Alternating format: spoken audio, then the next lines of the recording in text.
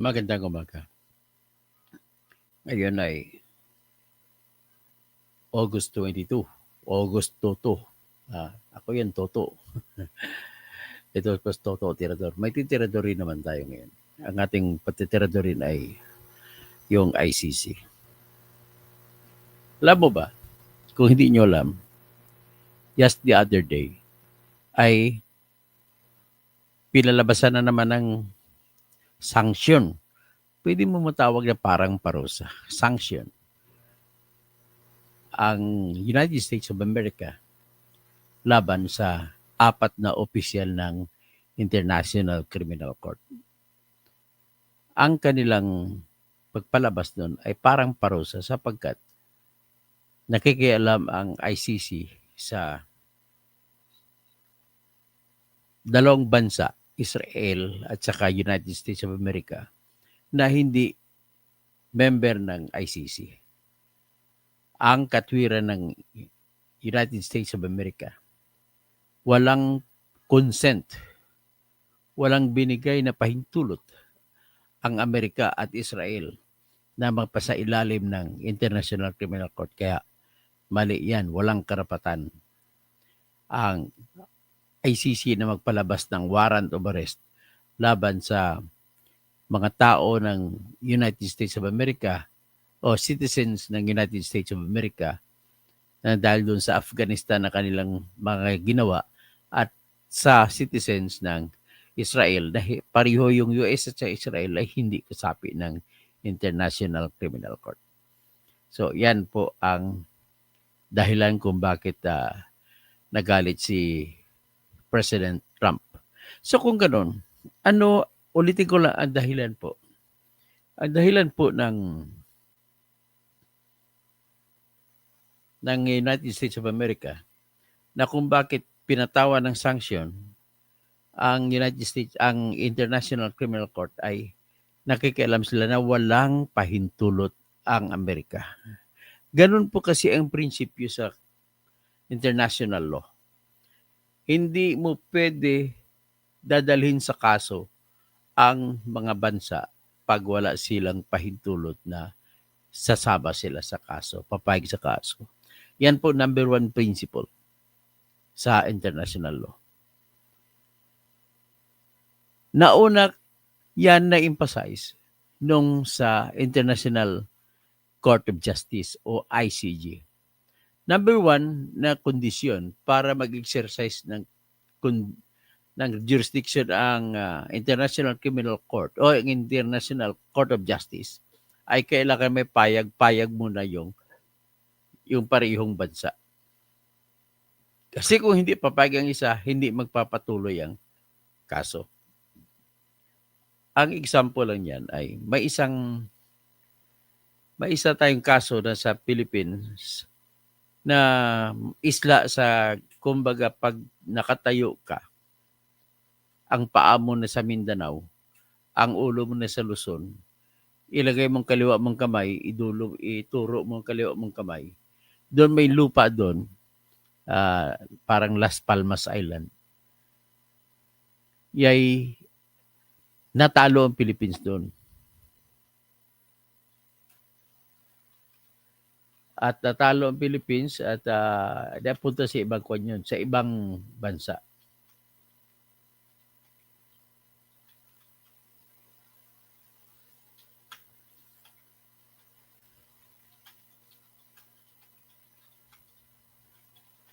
International Criminal Court.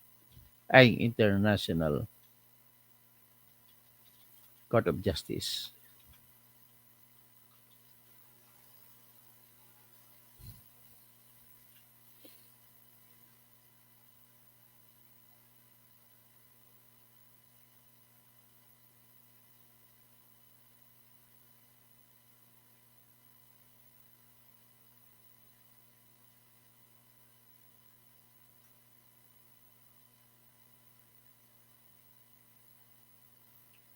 So, ini parang hindi alam ng ano.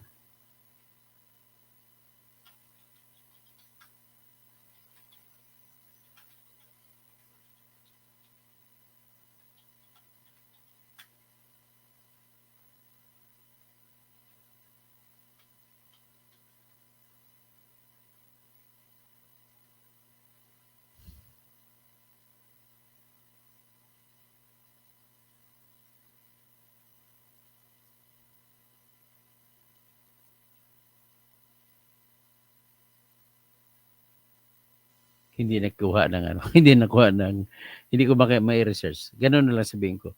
So basta may isang isla diyan sa bandang sa Pacific na natalo ang Pilipinas or downward sa Celebes Sea na natalo ang Pilipinas sa labanan at pumayag ang Pilipinas na magkipagkaso.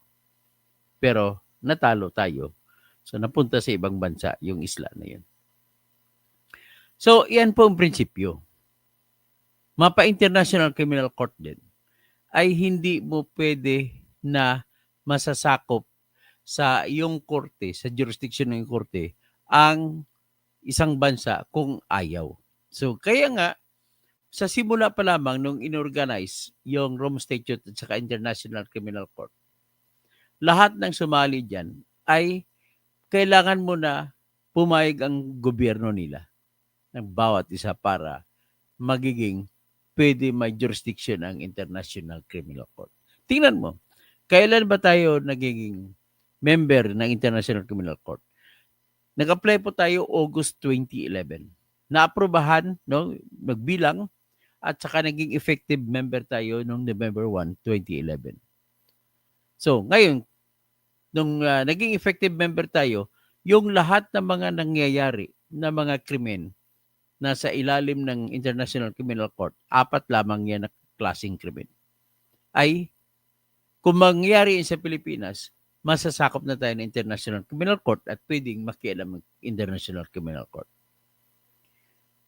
Ngayon, ano yung 4 na krimen? So, una, genocide, tapos aggression, tapos war crimes, at saka crimes against humanity. Yan po ang 4 na krimen. Ang pang-5 krimen, which is actually not a crime, but pwede kang i-trial doon, ay yung obstruction of justice. Ibig sabihin po, kapag may hawak ang International Criminal Court ng mga kaso at ikaw ay humarang, bibigay hadlang, pwede kang dadalhin sa Article 70 kung hindi ako nagkamali or 71 na kung saan ay pwede kang ililitisin sa International Criminal Court. Yan po ang sakop ng Criminal Court. Ngayon, international siya. So, hindi pwedeng makialam ang International Criminal Court sa mga citizens ng bansa na hindi nito member. So, sa Pilipinas, naging member tayo doon. So, mayroon silang jurisdiction doon sa crime na nangyari habang tayo ay member. So, that was from, these crimes happened from November 1, 2011 up to nung nawala na tayo, naging final withdrawal natin noong March 17, 2019.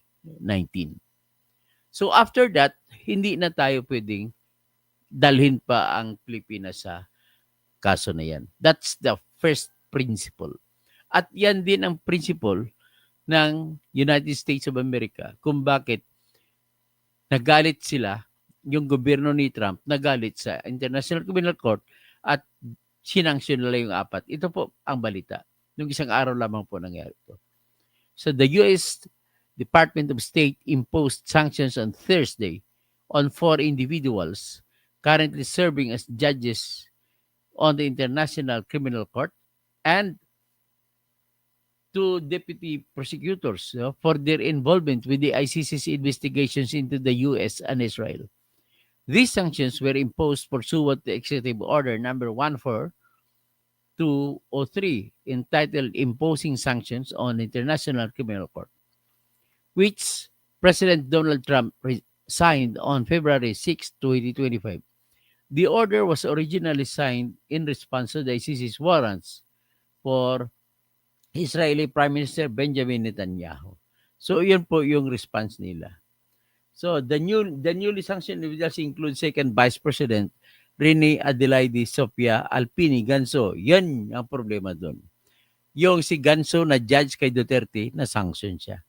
Si Judge Salome Balungi Buza, Judge Luis del Carmen Ibanez Carranza, and Judge Betty Holler. Under the sanctions, all property and interests in property of the sanctioned persons that are in the U.S. or in possession or control of the U.S.-based persons are blocked and all transactions by the persons within or transiting to the U.S. that involve any property or interest in the property of the designated persons are prohibited unless authorized by a general or specific license. So, tingnan natin itong naunang sanction kasama nitong judge laban kay Duterte. So, at least ito yung sanction na to na na-feel nila, naglagay dito sa isipan ng judge na hindi pala basta-basta dapat igalang nila yung prinsipyo na hindi ka pwedeng manghimasok sa mga issue sa ibang bansa kung walang pahintulot ang bansa na yun. At itong pangalawang sanction, basahin natin yung pangalawang sanction. Ito yung nauna, ito naman pangalawa. Okay. So, si Marco Rubio na State Secretary ng US ay sinanksyon nila yung apat, no? Bago nito. Sino yung apat? So ang apat ay ang sinanksyon nila ay si Judge Nicholas Gillo na isang taga Canada. At saka iba pa si Judge Kimberly Prost. Judge Kimberly Prost of Canada. Tapos si Nicholas parang France ata yun. So ngayon, ang isa pa ipang pinansyon nila ay si Nishat Shamim Khan ng Fiji at saka si Mami Minjaye Niang ng Senegal. Si Mami Minjaye ng Senegal ay yan siya ang prosecutor ngayon na acting para kay Duterte. So ngayon, ano ang epekto nito? Ang epekto lang po nito, mapupukpok sa utak nila na ma-remind sila na hindi sila pwedeng makialam sa mga kaso kung hindi walang pahintulot ang bansa na kung saan ang mga tao na involved sa kanilang kaso ay citizen.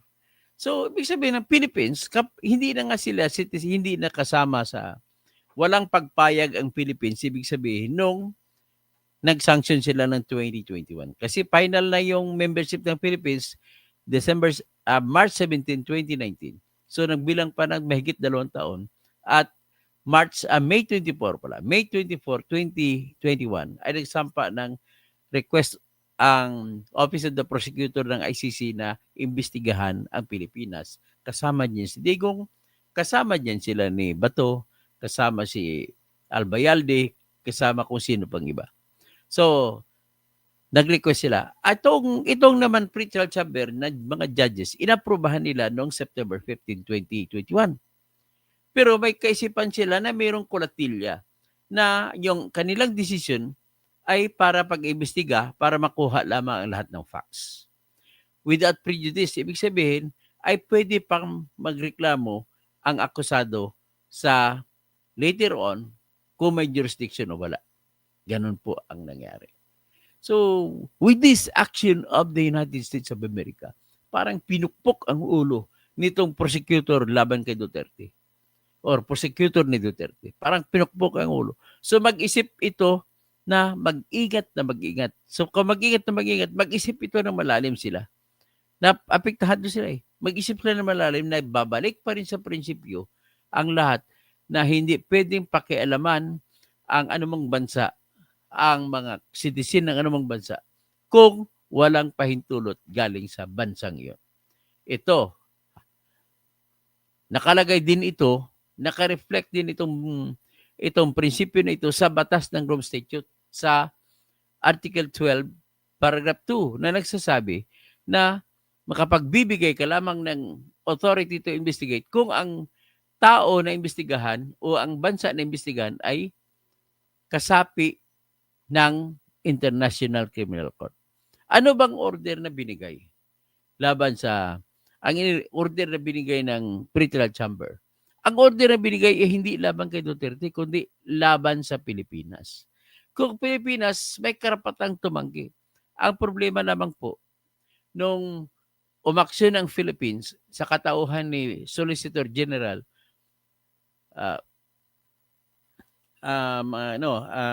Minardo Guevara, nagkamali siya ng pag-action. Ang action na hiningi niya is humingi siya ng deferment, ipagpaliban ang investigation dahil gagawa ng investigation ng Philippines. Dapat ang sinyalis niya ay yung jurisdiction. Sasabihin niya wala ng jurisdiction ang ICC sa Pilipinas. Sapagkat hindi na ito kasapi ng ICC. So, dito, hinati mo dapat sa dalawa ang usapin sa jurisdiction. Ang isa jurisdiction, uh, jurisdiction in the sense na ang mga krimen na nangyari sa loob ng panahon na kung saan kasapi pang Philippines. At saka yung jurisdiction stricto sensu. Yun yung tinatawag na kailangan in the strict sense ay pwede kang magsasabihin mo jurisdiction ka na member pa yung Philippines sa ICC para mo pwede mapapanagot ang Philippines sa na ibibigay niyang kanilang nasyonal na si Digong Duterte.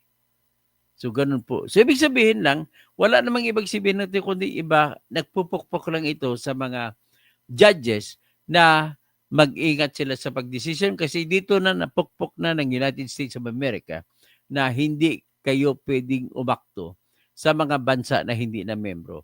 At the time, given the fact na ng time na nagpalabas kayo ng investigation authority into the Philippine situation, ay hindi na member ang Philippines. So, kaya hindi kayo dapat pwedeng makailam. So, yan lang po ang aking ngayon, ang aking vlog sa ngayon para maintindihan naman niyo. So, Lalaine Torrenuevo, God bless Dr. Toto, watching from South Carolina. Salamat po. Good morning po sa inyo from the Philippines. Yan lamang po ang aking sasabihin.